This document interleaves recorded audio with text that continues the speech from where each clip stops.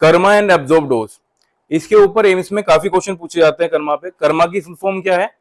Kinetic energy release in the medium, यानी कि किसी एक मीडियम में 1 किलो मास के ऊपर कितनी एनर्जी रिलीज होती है उसको बोला जाता है कर्मा। तो एनर्जी के लिए जूल हो जाएगा और मास के लिए केजी, यानी कि 1 किलोग्राम में कितनी एनर्जी गई, जूल पर केजी हो जाएगी उसकी यूनिट। और इसको हम ग्रे में भी लिखते हैं।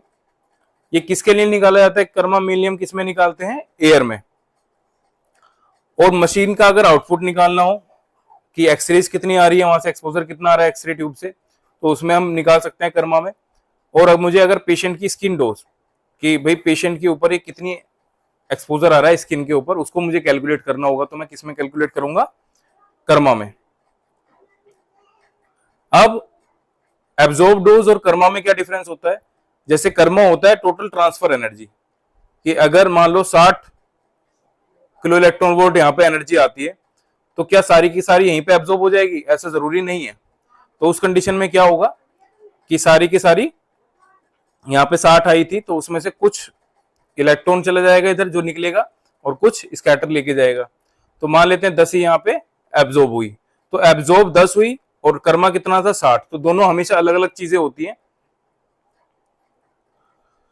तो लो एनर्जी की कंडीशन में तो अगर लो एनर्जी होगा तो एब्जॉर्ब भी उतनी होगी और कर्मा भी उतना ही होगा, क्योंकि आगे इलेक्ट्रॉन और स्कैटर के पास एनर्जी नहीं बचेगी।